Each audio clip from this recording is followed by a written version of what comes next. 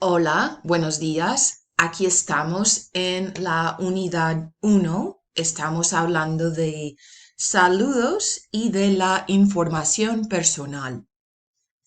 En este video vamos a ver y mirar un poquito de gramática. No mucho, solo la gramática necesaria. Vámonos. Los objetivos para hoy son subject pronouns. We're only looking at two, yo and usted. We're going to talk about the use of usted and why that's going to be our main subject pronoun of our whole health profession Spanish content. We're going to look at just a touch of subject-verb agreement so you can see how the back and forth goes in conversation. A couple of question words and forming a simple way to form yes-no questions. Let's get going. So first, when we think about engaging in conversation, there is a very natural back and forth. So you're speaking from the I perspective, or yo, that's our subject pronoun.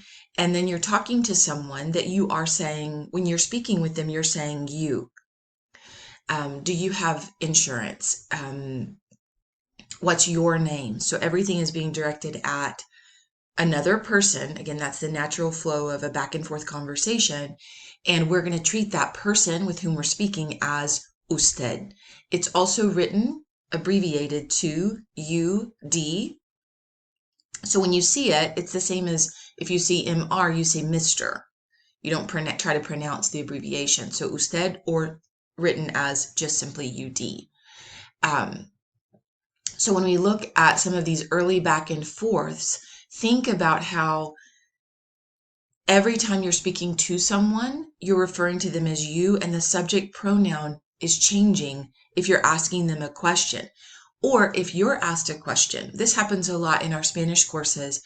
And it happens because it's it's the simplest thing to access is to repeat what the question was. So let me give you an example of what we see a lot.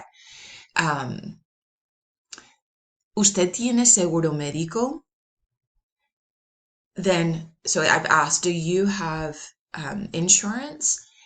What we see in our Spanish courses are then the easiest thing to access is to say, sí, yo tiene seguro médico, leaving the verb, copying the verb, or even, sometimes we even see people say, sí, usted tiene seguro médico. So repeating exactly what the question words are, but just putting yes or no in front of it, when really you need to change the subject pronoun and the verb. You could just say, sí, tengo seguro médico. So same in English. Do you have insurance? Yes, I have insurance. So keep that concept of back and forth and even that framework of why verbs are changing. It's because the subject, the person doing the action, is also changing. Okay, let's look at, just for a second, the use of usted and why in our health professions course, why we're going to focus on using usted to say you. So anytime we're addressing someone, we're going to address them as usted. If you've taken a Spanish class before, an early concept that gets focused on is informal versus formal speech and the two different forms of saying you. In our course, usted is the only word for us that means you. Why is that? Think for just a second why we would use usted instead of an informal way of saying you when speaking with someone.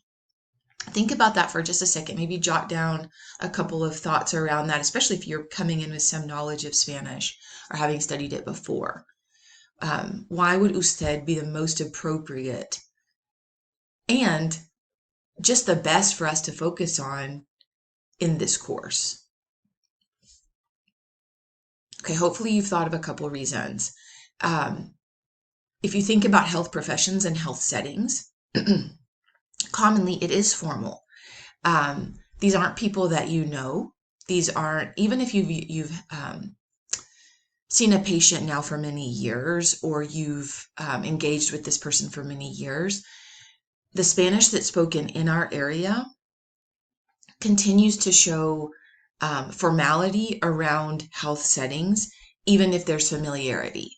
So, and beyond that, the Spanish that's spoken in our area, usted is commonly used for you. There is an informal version of you, but another reason I only want to focus on usted is because if we introduce two versions of usted, in the moment you're going to be thinking, should I use usted or should I use the informal version? And that moment of doubt is unnecessary. Usted is always a great bet and a safe bet and an appropriate bet in our area. And when I say our area, I mean very broadly in the southwest of the US. So we're going to use usted. You don't have to decide, oh, is this informal? Is this formal? Because I'm the, doctor or the nurse speaking with a patient, I can treat them informally.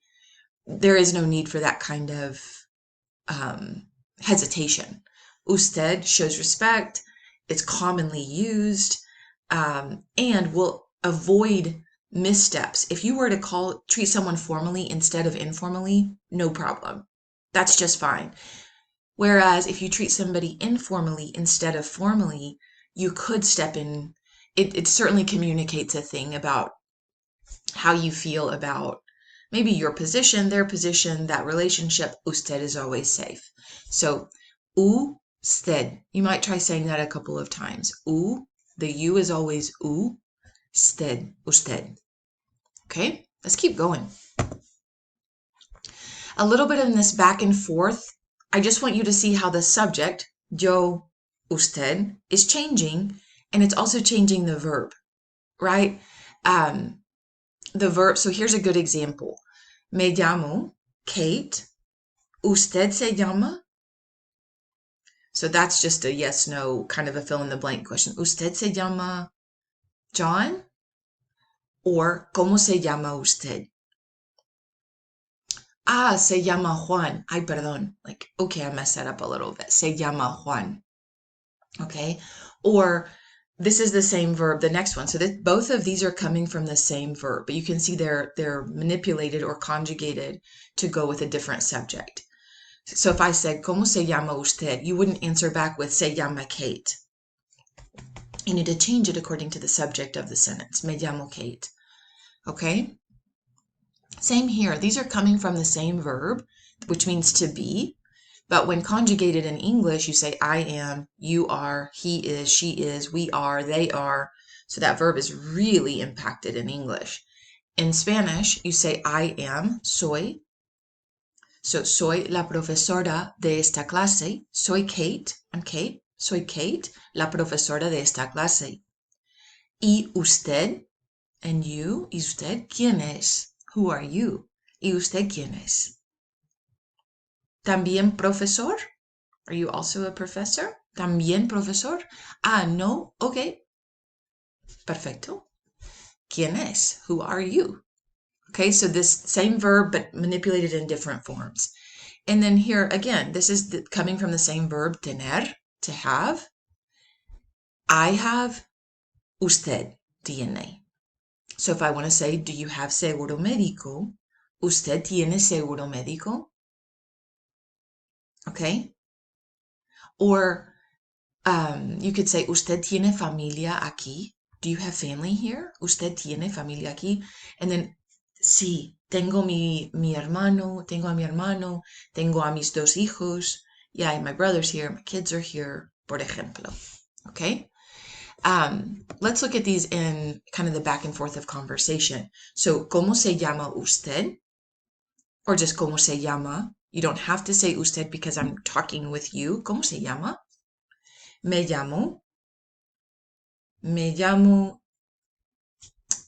el doctor Smith. Me llamo Dr. Smith. Okay? Y usted, so if you want to say and you say y, which means and. Y usted, ¿cómo se llama? Okay? Y usted, ¿cómo se llama? So that back and forth, you can see how the verb is changing. we're not going to dive into why this verb works the way it does. When I say get the essentials, it's because if you can just treat that whole chunk of language as a chunk of language and not, well, why is it this? And why do I put the O on this? Is it because it's this? And why does this one have the A? If you can treat it as chunks of language, you have access to it in conversation much more quickly. Okay, ¿cómo se llama? Me llamo Kate. Okay, ¿y usted? Me llamo Sara. Okay, here's another, a little bit of a, you can see it in conversation. Soy Juan, su enfermero hoy. Su means your nurse today. Soy Juan, su enfermera hoy. Su enfermero hoy. And then this is just kind of a continuation of that introduction. I'm Juan. How are you this morning? ¿Cómo se encuentra? Se encuentra, try that, se encuentra. Repeat it now with me. ¿Cómo se encuentra? ¿Cómo se encuentra? How do you find yourself esta mañana? ¿Cómo se encuentra esta mañana? He might say, no muy bien, not doing very well, no muy bien. And then the conversation would continue. ¿Cómo se encuentra esta mañana? Or, more simply, ¿cómo está esta mañana? And I'm just adding esta mañana because it adds good context. It adds, it makes the language a little richer because you're saying, how do you find yourself this morning? Esta mañana. You could say, tonight. ¿Cómo se encuentra esta noche? ¿Cómo se encuentra hoy? You could even say, how do you find yourself today? Hoy. The H is silent. Hoy. ¿Cómo se encuentra hoy? Okay. Let's keep going. Now, if they say something and you don't understand, maybe you say, ¿cómo se llama? And they say, Alberto. You're like, wait, did I, repita por favor? And they say, Alberto. And you say, oh, okay, Alberto. But maybe it's a name that you're really unfamiliar with. You can say, ¿cómo se escribe? ¿Cómo se escribe? How is it written? How is ¿cómo se escribe? So then that's why knowing the alphabet is useful. It's not useful so that you can say the alphabet. It's useful for spelling. ¿Cómo se escribe? A, D, B, E, R, T, O. Oh, Alberto. Okay, gracias. Right? ¿Cómo se escribe? Just a touch more. Let's look at forming yes-no questions. So a yes-no question, you take a statement and then change the inflection in your voice. So I can say, maybe we're understanding family relationships in the room, and I say, oh, so I point to when I said, usted, you are his brother. Usted es su hermano. That's a statement. Usted es su hermano. As a question, usted es su hermano? Hear how my voice goes up at the end? Usted es su hermano? Sí, soy su hermano. Yes, I'm his brother. Soy su hermano. Okay? But, usted es su mamá. You're his mom. That's a statement. ¿Usted es su mamá? No, soy su tía. No, I'm his aunt. No, soy su tía. Okay? So this one, this language I've been using several times now. Tiene seguro médico. He has insurance. Tiene seguro médico. Statement. Tiene seguro médico? Practice saying those two phrases as both statements and as questions. You might turn, if you've got someone near you, ask them which one is a statement and which one's a question when you say it out loud. Okay, this is where we're headed. Let me show you this. You can see gathering patient information. We've got ¿cómo se llama?, which you're familiar with. ¿Cómo se llama? And then from our vocabulary, ¿cuál es su fecha de nacimiento? Notice how we keep saying this su, your. ¿Cuál es su fecha de nacimiento? We've heard ¿tiene seguro médico? And then I added one more that uses this do you have. ¿Tiene usted una cita? Cita is appointment. ¿Tiene usted una cita? Okay, so then you're waiting for the back and forth. ¿Tiene usted una cita? Sí, a la una. Okay, ¿cómo se llama? María Centeno. ¿Cuál es su fecha de nacimiento? ¿Ok? ¿Tiene seguro médico? Gracias. Espere aquí, por favor. Wait here, please. Espere aquí, por favor. Okay? So you can see this is where we're headed. And then finally, if you're introducing yourself, let me move myself over here, to a patient, to a colleague, to a family member, we can greet. We've learned a few greetings. Buenos dias, buenas tardes. Or if you're kind of unsure, you can just say buenas. That's like just a greeting. Buenas. Okay, introduce yourself. Soy Laura, tu enfermera esta noche.